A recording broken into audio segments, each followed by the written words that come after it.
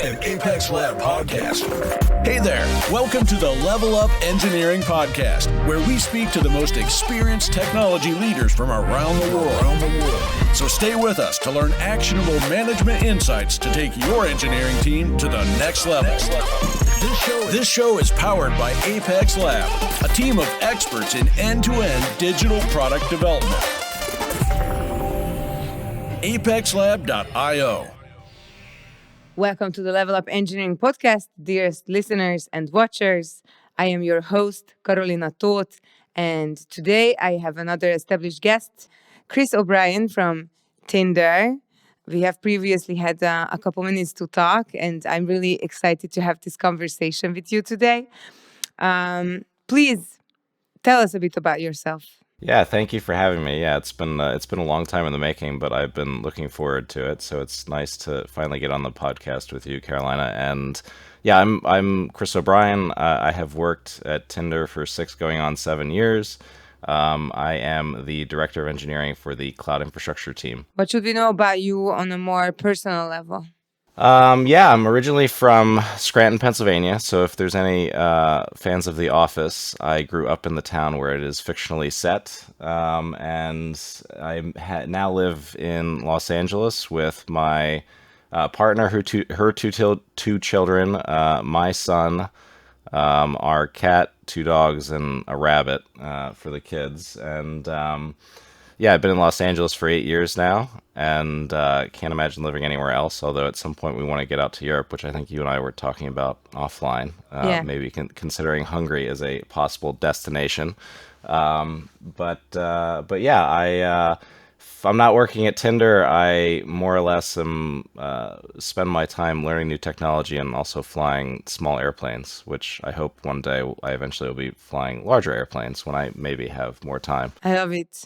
What do you want to be when you retire? I'm the type of person that probably never will retire, but I can imagine that maybe when I am done with engineering, that I don't know. I could conceivably find myself as a flight instructor or a full-time pilot. I don't know. It seems to change every 10 years for me what I want to do maybe after my full-time career. And maybe you're not engineering per se at the very moment as director of engineering. I imagine you don't do a lot of individual contributor work.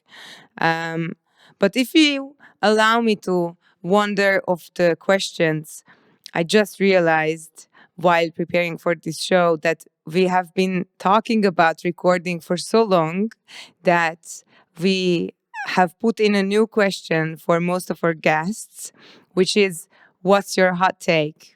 It's a question designed to get, to get people closer to each other on a shorter time frame. It's what is something that you feel to be true and a lot of people don't agree with you on? Oh, that's a good question. I might need a moment. Go ahead. What is your hot take? Do you have a hot take that you've been sharing with guests? Nobody asked me yet, but thank you for asking.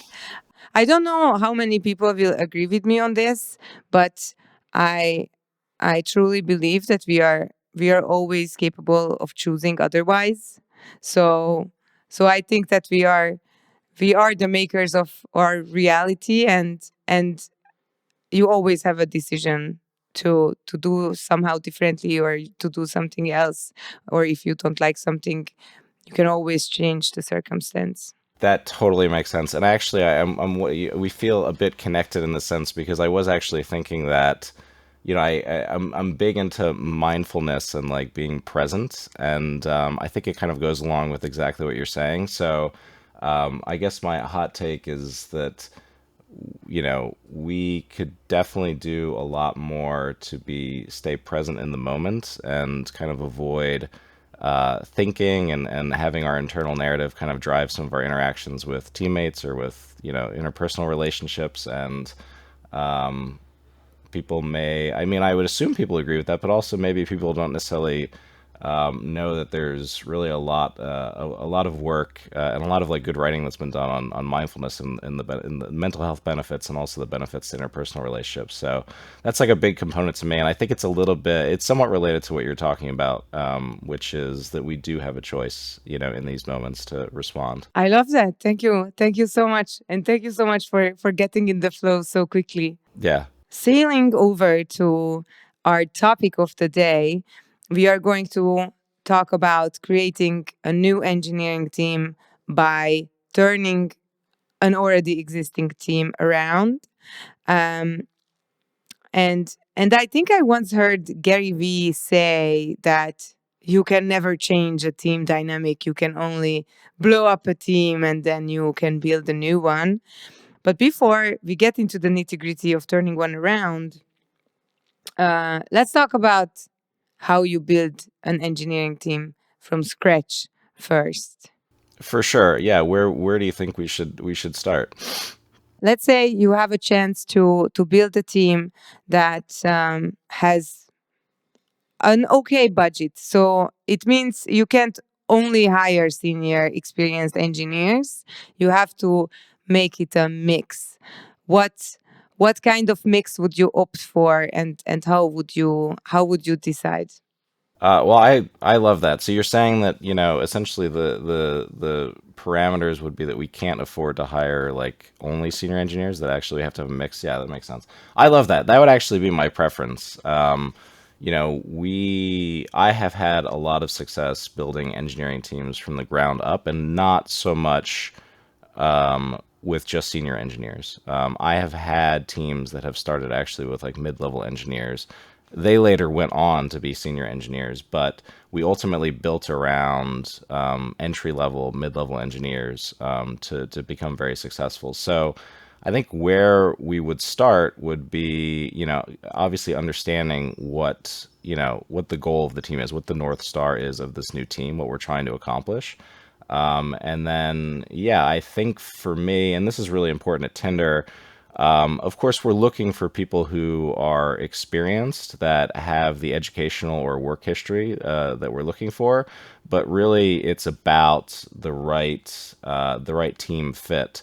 And our interview process at Tinder, as well as has been an emphasis in my interview process over the last several years, is really about trying to understand what is motivating the person. Why do they want to join?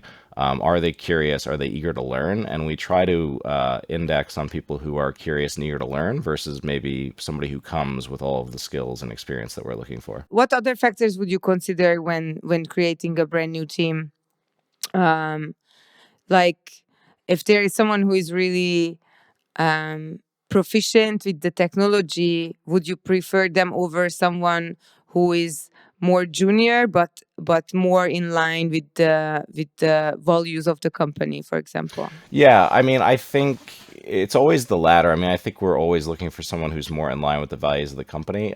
Sometimes it becomes a little bit challenging. I've been fortunate enough in the position, I was an individual contributor, so the teams that I have started, I have had like a technical base that I could kind of more or less guide and mentor the team. So for me, if there was a consideration between somebody who had the skills and somebody who was more of a fit, it was always a fit because I knew that I could essentially maybe help them develop the technical skills that they need to be successful. If it was maybe a situation where I was thrown in, in a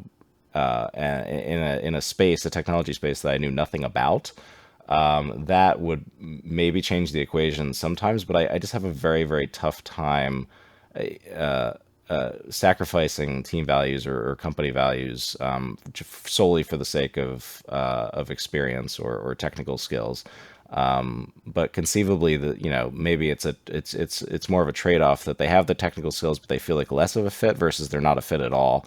In which case, then if we don't necessarily have experience in that space, in that technology space, then yeah, maybe that would be the choice that we make. Mhm. And perhaps if someone has a very specific skill set in some technology, then it makes sense to hire them for a project, for example, rather than for a full-time tenure, maybe. For sure, yeah. Okay. Okay. So let's talk about turning a team around with already existing members.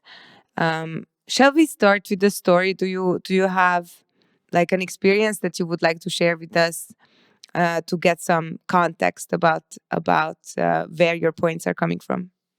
Yeah, for sure. I mean, I think when I started at Tinder, yeah, so it was we started the cloud infrastructure team after I had started. So essentially, I started on what was kind of a traditional operations infrastructure team. So very operations focused, not very focused on software engineering or automation or standardization. It was like pure ops. It was, if you basically would get tickets to do work, you would complete the tickets, and then, you would, that would be more or less what you're trying to accomplish. So I joined that team, and I think we realized, at least my boss and I realized that there was probably an opportunity to modernize the infrastructure, and move the team away from traditional ops work and more towards software engineering. We were going to essentially standardize everything, automate as much as we could, and do everything as code. What I mean by that is, I don't know if you're familiar with the term, but essentially, like if you go into source control, you can kind of see how the infrastructure was defined. Whereas that didn't necessarily exist when we first took it over. Things were like done by hand or done by, scripts, and it wasn't very reproducible. So we decided pretty early on that we were going to create a new team. So at Tinder, I kind of had an experience of doing both, where we started a team from the ground up, and then later we absorbed the existing team, which I think to say that they were underperforming would not be fair. I don't think that that's fair. It's just that their work that they were doing was much different than where we wanted to go. We wanted to move away from this like manual mindset more towards like an automated mindset. What happened then? We started with two engineers that were had been at Tinder for a long time, longer than I had been, by a couple years or 1 or 2 years, and they were mid level, but I would argue that they were probably more towards the senior side. And then we also had a entry level engineer join, and really the four of us really came together and kind of established the new infrastructure, how we were going to do things. And it was fortunate because we all, for the most part, got along, and we really gelled into a great team. And I think once that had been successful, we made the decision that we were also going to fold the, kind of the other existing team into the new team, which of course came with some challenges. It was I don't. We had mentioned earlier that in order to turn a team around, you have to blow a team up.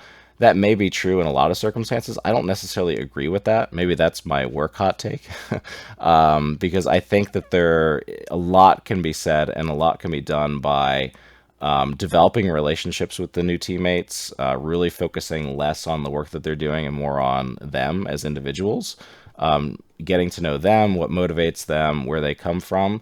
And once you have that connection in place, then setting the new expectations that are more consistent with the new team and how we want to do things, and really leaving the choice up to them, whether or not they wanted to buy into that. And by and large, most of them did, and we were very successful. But of course, a few of them, chose to work elsewhere or work on a different team or whatever the case may be. So ultimately, it ended up being really successful, but it definitely is much, much, much harder to take over a existing team, which has its own culture, own dynamic, own way of doing work, versus starting something from the ground up. Mhm.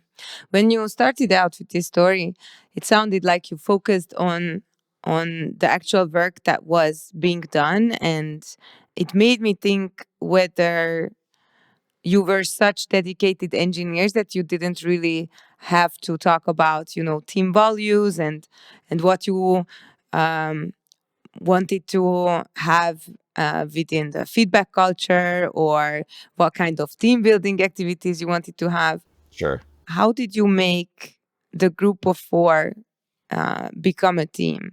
Was this the main point, that you focused on work, or were there some other um, happenings? I think it depends on the team. I think you're exactly right. I think sometimes there really could be an opportunity to discuss what we want the team to be, what we want the values to be, what we really what we prioritize. In this particular case, the four of us really liked working on technology, and we bonded in a way that we were learning new things, and it was exciting because we were working on something brand new at Tinder, and we were also like providing value to other teams. So I don't remember a whole lot of conversations around team values, to be honest with you, early on. I think they kind of developed on their own.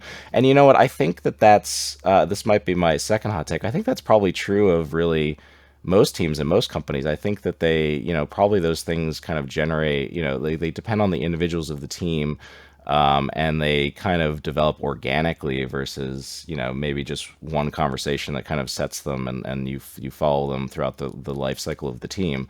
And that was probably true for us. We didn't necessarily sit down and talk about team values. We, of course, talked about expectations, but really the work brought us together, and working together brought us together, and sharing space. We were all in the same office, which is not always a given today. And yeah, I think that it kind of developed from there. However, you did mention that there were some maybe some obstacles that you had to overcome when you created the larger team. Could you tell us about how you overcame them?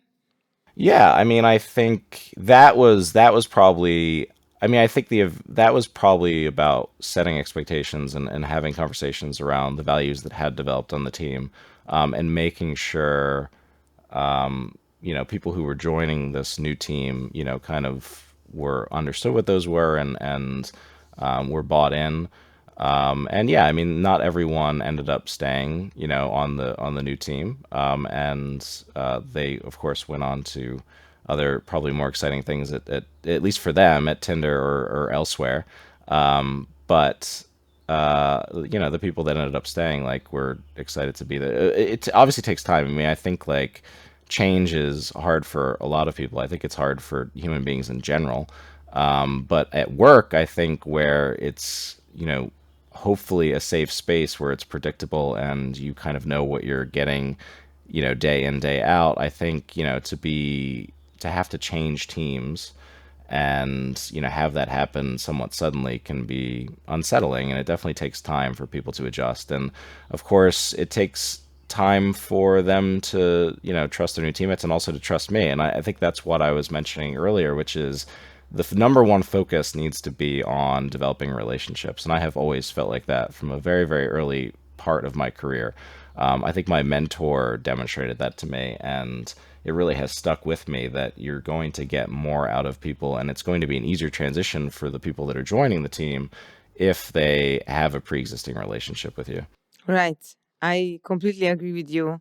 And I wanted to add, if you don't mind me, because I think it's really important. It's all about communications, yes. And when I work with companies, I work a lot with saying the unsaid, and I consider that really an important part of building culture, because as some things are understood within a team without having been said, as people look for new colleagues, it's it's quite important to be able to elaborately say what are we offering this new person and what should they be expecting.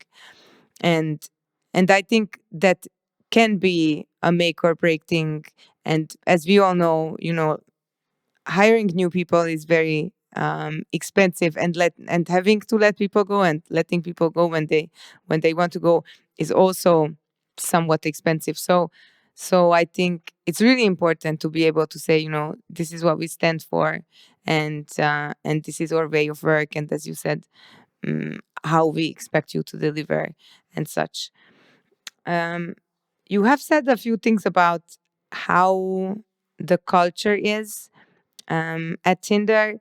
Could you say a few more words about what your experience is, or how we should imagine the engineering team's culture? Yeah, we have. I mean, I think there's a few things that come to mind. First of all, it's a very positive atmosphere, which I have not always enjoyed at other companies. But it's blameless. People are willing to take responsibility, for mistakes that they make, and they don't necessarily need to feel like they're going to suffer any sort of consequences. And people are very willing to help each other. It is very collaborative, and I have thoroughly. I've been at this company the longest compared to any other prior jobs, and I think, and this is often said by the people who are similarly tenured to me when I've been there for 6 years, is that it's really about the people. I mean, the people are great, and there has been a core group at Tinder that, at least in the engineering department, that have been there for 5, 6, 7 years, and I stay because of them, because they really are very enjoyable to work with, and for the reasons that I described. I think similarly, though, we have done a lot of really cool technology things. We're not necessarily, I don't feel like in the industry we are regarded as a technology company, but we have done very, very challenging things with our compute platform, with our recommendation system. We're handling scale for millions of users, and we do it with a very stable and reliable platform, and that is across hundreds and hundreds of microservices. So we're doing some really cool engineering work, and that's just talking about the back end. We're also starting to, we're also doing a lot of like really cool things with machine learning and data analytics. So it is a company where it operates like a small to medium sized business, even though, Match Group is a much larger corporation.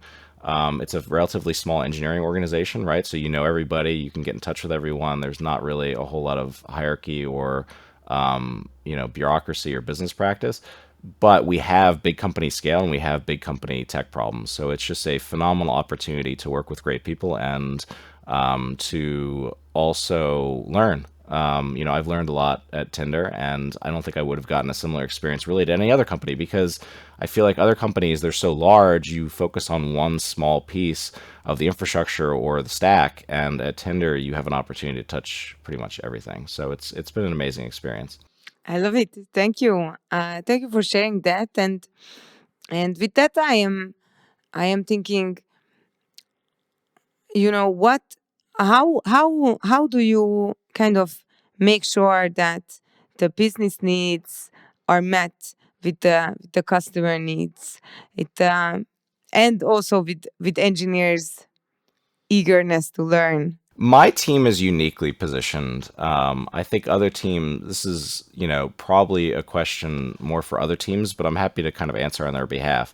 My team is uniquely positioned because us working on infrastructure, we ultimately know the mission is for people to make new connections in real life. And, we're creating an infrastructure that, you can sign in reliably, you can swipe reliably, you can get the matches and the recommendations reliably and quickly. So we're a little bit divorced from the consumer because we work on the underlying infrastructure. So for us, it's a little bit easier of a decision. Of course, we're doing what's best for the customer and what's best for the business. But ultimately, the business is asking us to build a kind of scalable and reliable platform so that other teams can build on top of it. So for us, it's a much easier equation where it's like we're doing engineering work.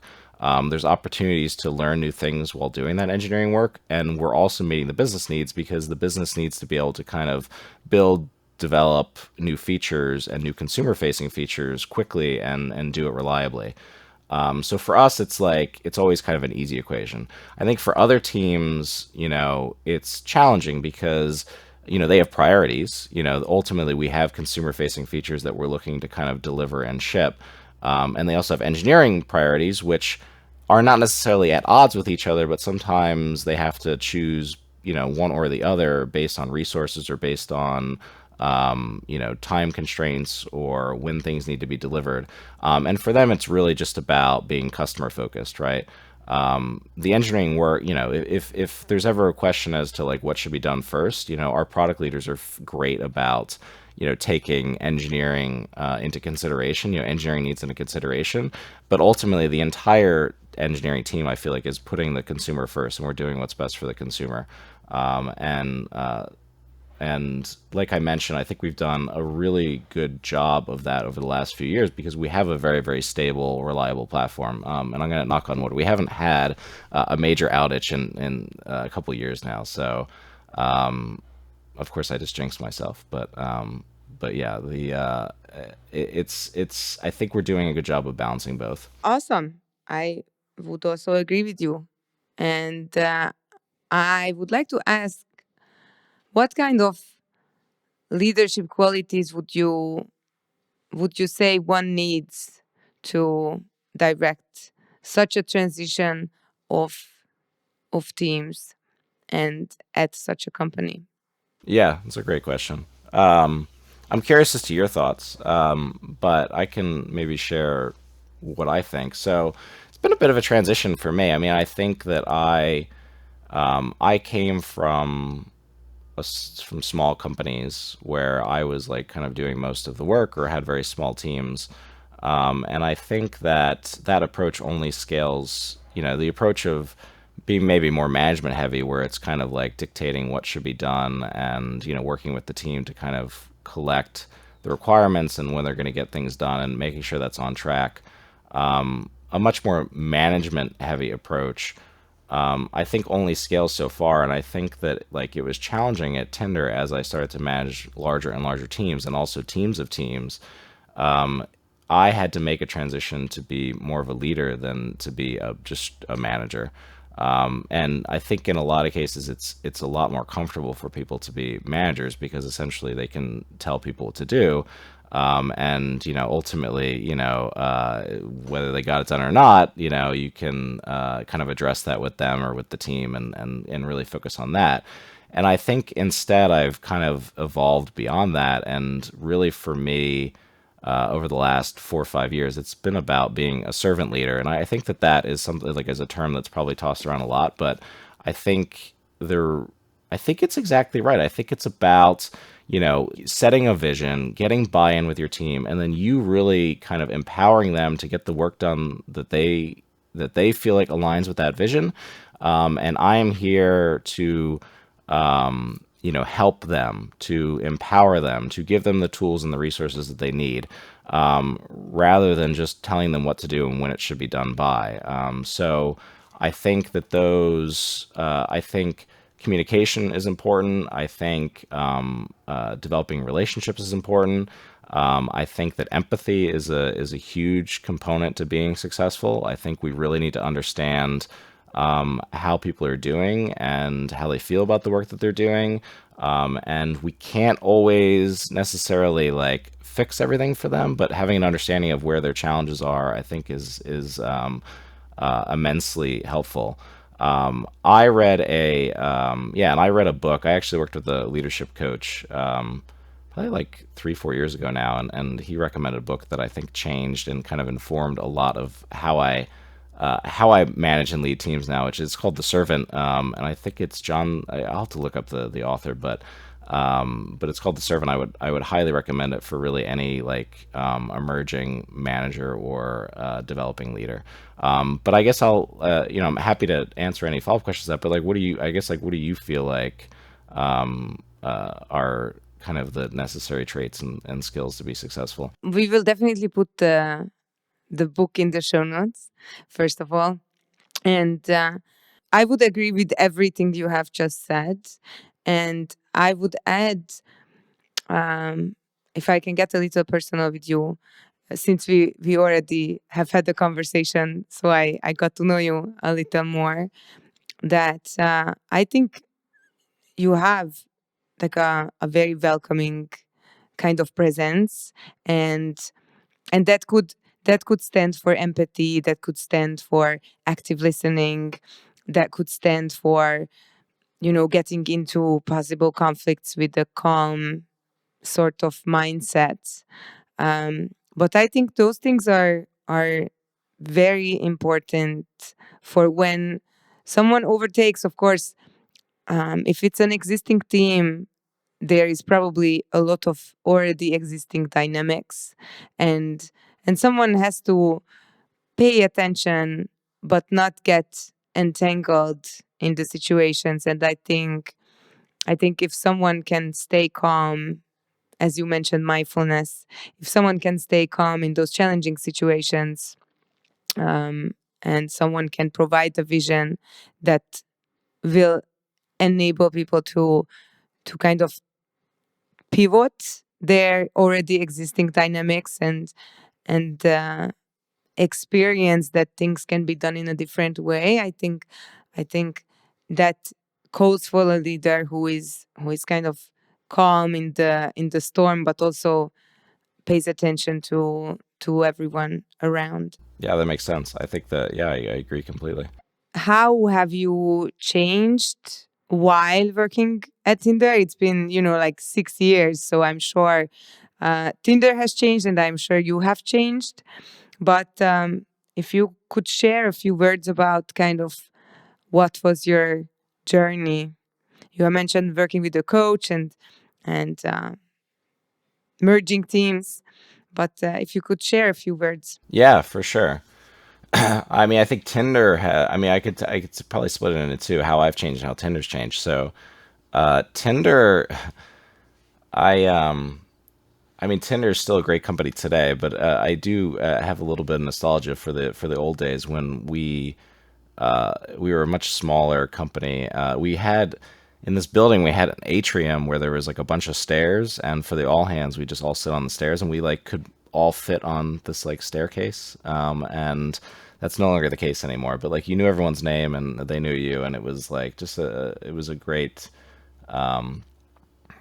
experience, and I think that's still true today. I mean, we're not necessarily that much bigger, but I do miss those the all hands where we just more or less just all sat on the stairs, or me being the introvert, kind of stayed to the side of the stairs behind, behind maybe out of the limelight, uh, but yeah, I think that.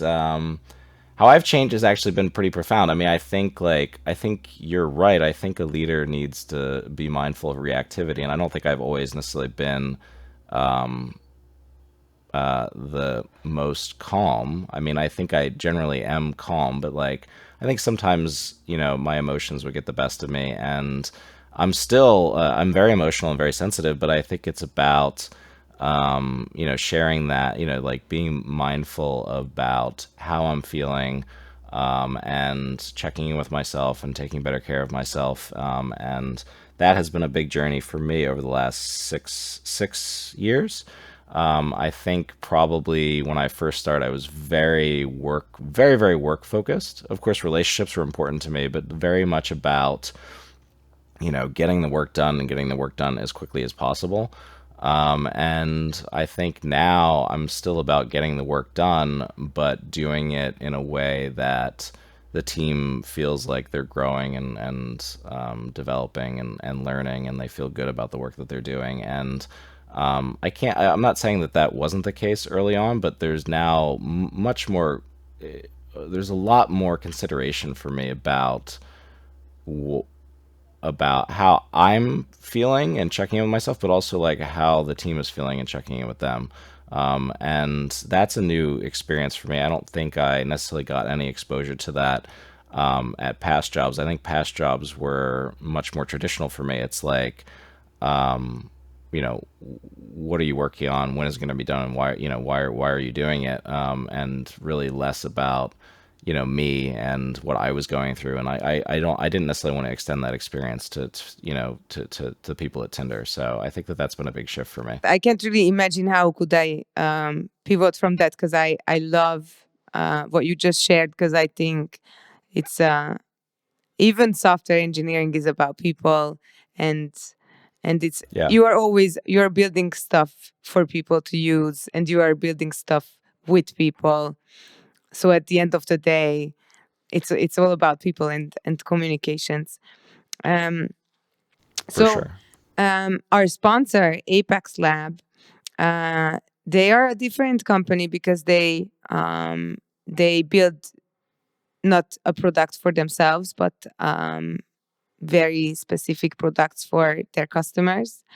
And um, I would imagine that they have um, different hiring practices than what a product company would have. Um, and they have mentioned to me that they always want to hire really great engineers, but sometimes the shift of the work um, maybe makes the candidates less excited about the kind of job because they want to work on a single product. Um, could you share a little bit with our audience about the hiring process at Tinder? Yeah, for sure. I mean, I think our hiring process is similar to other, kind of other technology companies, but I mean, it's like shifted some since the pandemic, but I mean, it's essentially the same in kind of the broad strokes. But essentially, you have a recruiter screen. So we have a great talent acquisition team that are, taking, reviewing applications, reaching out to potential candidates, sending the recruiter emails that sometimes engineers don't really like. And then also having the hiring manager do the same, try to identify potential candidates and reach out to them. But I think once you're in the process, you would meet with a hiring manager, someone like myself or one of the other leaders on the team, get a sense of like what we're looking for. We get a sense of what you're looking for. We can share a little bit about, what you'd be working on and why you'd be working on it. And after that, it's generally a technical interview, which is done over the phone or over Zoom, and then after that, it kind of depends on the role, but usually you're coming on site. And right now we're hiring a role in Europe, so half of it is an on site actually in the office in Belgium, and then the other half is over Zoom with the U.S. based team, and it's a mixture of it's really a mixture of a technical interview and also kind of behavioral interview. But the technical interviews are not, there are like kind of pure algorithms, like coding questions, but like also most of the interview process is like working with us on a technical problem. So we do kind of a troubleshooting interview where we work collaboratively with you to tackle a problem as if you were an on-call engineer. And it's really to try to get a sense of like, can they work with us and can we work with them, and does this feel like a good fit? So this process takes place over a couple weeks, and then it kind of depends on the scheduling and availability. Obviously, us being in the U.S. And this role being in Europe does provide for some time zone challenges, but by and large, we've been able to kind of work through it. So, but it's a similar process for the U.S. based roles as well. Mm-hmm. Mm-hmm. What are some factors that you consider in the behavioral interview? Yeah, I think it's about, conflict management, experience, what companies where have they worked? What have they worked on? What has been the size of the teams? What has been the size of the company? What sort of educational history they have? And we try to focus in on like I said, like I mentioned, I'm repeating myself, but conflict management, how they collaborate with other teammates, how they take a project from beginning to end, which I think is really important for the mid and senior level engineers to kind of be able to articulate how they take a vision for a project and break that down into to different components, and how they might work with different stakeholders on keeping them updated and getting the information that they need. Circling back to what we talked about earlier, when turning a team around, did you sort of have interviews with the new team members, or was it just a given that they were all coming into the team and joining in with whatever you were doing? Yeah, no, it was a given that they were joining, but we didn't necessarily have interviews, but it was important for me to meet with them very early on and get a sense of kind of like not really like an interview, but just similar to what you would cover in the maybe the first stage of the interview process, which is like, what are you working on? What are you interested on working on? And here's what we're working on, and kind of like sharing some of that information. I also think that sometimes just by being heard and conversing, people will have less of a sort of negative feeling toward being put on a different team, or having to work on some other part of the project. I think that's a great point. I've actually often found um, that even if I can't necessarily fix or address like a specific complaint, but just listening to the person is like a big, and feeling like and having them actually feel like I have heard them, I feel like goes a long way, if I can't necessarily like address their specific concern. Right, and I think that's a big sort of mm, factor in change management, that because you work with people, they they of course they need to they need to be able to do what they do best, and they need to have the freedom, but they also need some guidance and some guardrails, and if you show how active listening is done, they will be able to help each other more on the long run, um, with the same kind of tool sets. Yeah, that makes sense. Cool. So when you're hiring for a new team or for an already existing team, what can you share with your listeners? How do you kind of know if it's a right fit for the company and for the applicants? I don't think that you actually ever know that it's a right fit, honestly. I mean, the interview process is, I think that I think everyone can probably speak to these experiences, but I feel like, I've been hired at a job where, they felt like I was a fit and I felt like it would have been a fit and it wasn't. I ended up leaving the company. And I also feel like, of course, I don't know for sure, but I feel like I've been passed up for a number of jobs where I felt like I could have made a difference. And so I don't necessarily know that it's definitely not a perfect science. And I think that it's just an educated guess. And really, it kind of, you can't, you as a candidate, I don't think can necessarily like know exactly what you're getting yourself into until day one, or really, maybe not day one, but the first few weeks or first few months, because obviously the interview process isn't necessarily revealing to you, what the team is like, how they work together, what they're, you of course, maybe what they're working on, but not how they're approaching it. And of course, us on the flip side, like we don't necessarily know what's going on with you, like, um, why you made this decision, why you're interested in the role. Like, we can't read your mind. I mean, we can do our best to kind of like interview and try to understand, is this a good fit? But I don't think there's necessarily any way to know if you're a right fit or if this is the right fit for you.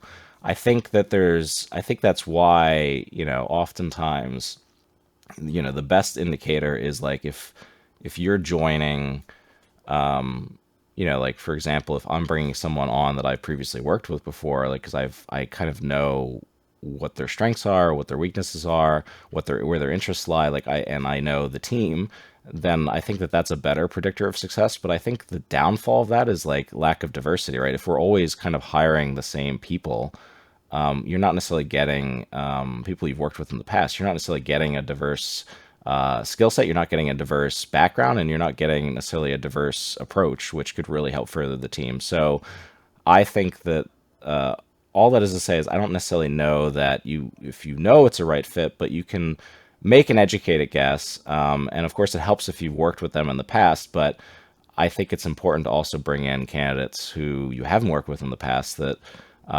really can help, kind of change and further the team. And whether or not they're a right fit is, of course, we have interview questions and you either like answer them successfully or you didn't. But and we can rely on that. But it really is kind of collecting feedback from a variety of different teammates and making the best decision that we can based on how you've answered the questions that we presented to you and how those align with the team values and whether or not we feel like that they will be successful on the team. Right.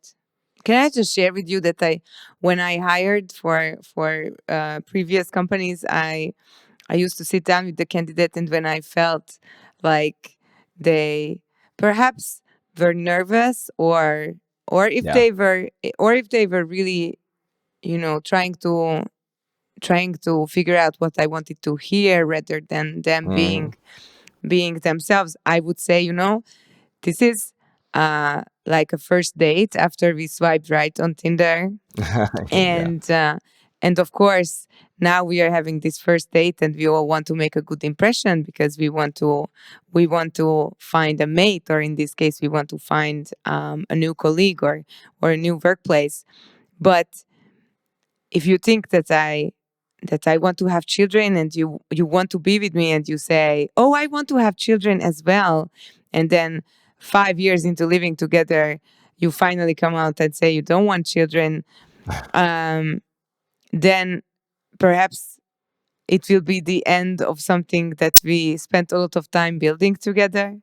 And it's within companies, usually it doesn't take that long to figure out if someone was dishonest at their interview, or if the company um, sold themselves for more than they actually stood for. um, so I usually encourage people to say, like, if you have a cat, or if you um I don't know, don't like lasagna, then go ahead and come out with it, because that will help both of us find the right fit for ourselves. Yeah. Yeah, I think that's right. I mean, yeah, I can only speak from my own personal experience. I've been very nervous in interviews, and I have not answered well. Whereas maybe if I wasn't as nervous, I would have. And I'm also, have also been guilty of maybe telling interviewers what they want to hear. And I think it just, I mean, I think that's the factors that you're dealing with during the interview process, and that's why it was hard. That's what I was trying to say. You've articulated it better than I have, which is why the interview process is not really about determining. It will not determine a perfect fit. I think you can, make an educated guess based on the answers and the interests, but it really does rely on people being honest in the interview process, and also like for the interview to be set up such that like it makes the candidate comfortable, and that they aren't necessarily on edge, or that they're not nervous, and that's not always going to be a given. So Right. And also, for companies, or hiring managers for that matter, because companies are also, just like entities that you can't really get a hold of. But hiring managers are the people who are the gatekeepers of the company. And I know they also want to make a good impression, but they should also figure out what the values are, and go with that. Um, okay, we have touched on a few topics. We have talked about building a team, and leading a team with, I think, authenticity, and a lot of work that can be done together, and figuring out how we can build our relationships around making that work happen. And some of the key takeaways for me were being mindful of oneself, and also being mindful of the team. And we also talked about um, really having that work be a North Star of who is working on the project. Um, and also being just like self-aware, I think, stood out to me. And being kind to others. And I am paraphrasing here, so go ahead and stop no, me I at. think you're on the right track. Yeah. So, and you talked about, to me, what sounds like a quite flourishing engineering culture at Tinder. And you talked about hiring process that is, I think, fairly short. Is there anything else that you would like to add to our conversation, or some word of advice for our listeners? I would say always be learning. Even if it's not technology, right? I mean, even if you're in the technology industry, there's always things to be learning, and I think that curiosity is something that's going to really further your career. Even if it's not in the tech industry, even if it's in your personal life or in a different industry, different career. I think curiosity is key, and the willingness and ability to learn. There's always things to be that you could be learning about, and I mean, I think especially in the technology industry where things are changing all of the time, you don't have to necessarily. I think it's. I don't know. I find that my mental health is better when I'm learning new things, and engaging my mind in things that maybe aren't the same thing that I'm working on at work. And I think that has done wonders for me in my career and also like in taking care of myself. And I think that would be probably my biggest piece of advice. Thank you, Chris. Chris O'Brien, Director of Engineering at Tinder. Thank you for this conversation today. I thoroughly enjoyed it, and I hope that our listeners and watchers will also take away some pieces of advice. I would love for you to share where our listeners can follow your work. Yeah, so that's yes. At Tinder, you can we are hiring. My team is hiring. Other teams are hiring. So you can go to lifeattinder.com or tinder.com.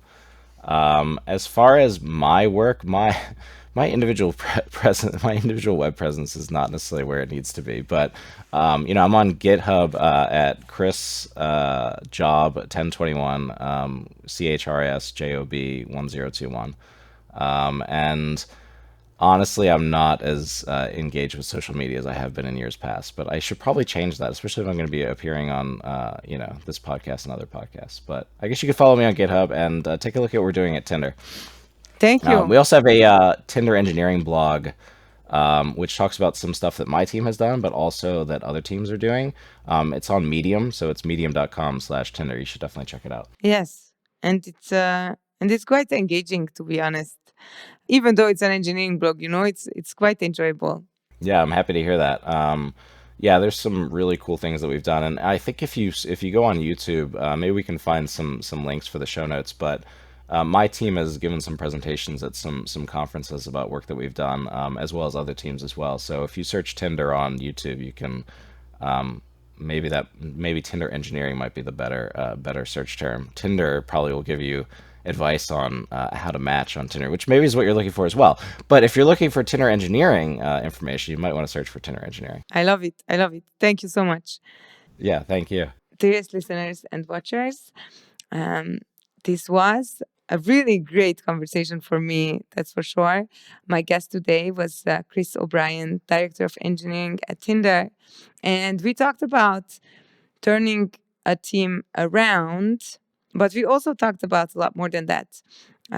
Engineering and people, and making sure that those two go well hand in hand. If you want to help the podcast, please go ahead and check out apexlab.io. They are our sponsor, and their engineers are quite fun, to be honest, and they're doing a lot of interesting work. So go ahead and see whether or not they are the right engineering team for your project. With that said, I hope to see you next time. I am Carolina Toth, and this was the Level Up Engineering Podcast. Thanks for staying with us. This was the Level Up Engineering Podcast by Apex Lab. Check them out at apexlab.io. And don't forget to subscribe to our channel, rate our content, and share your thoughts on this episode. See you next time.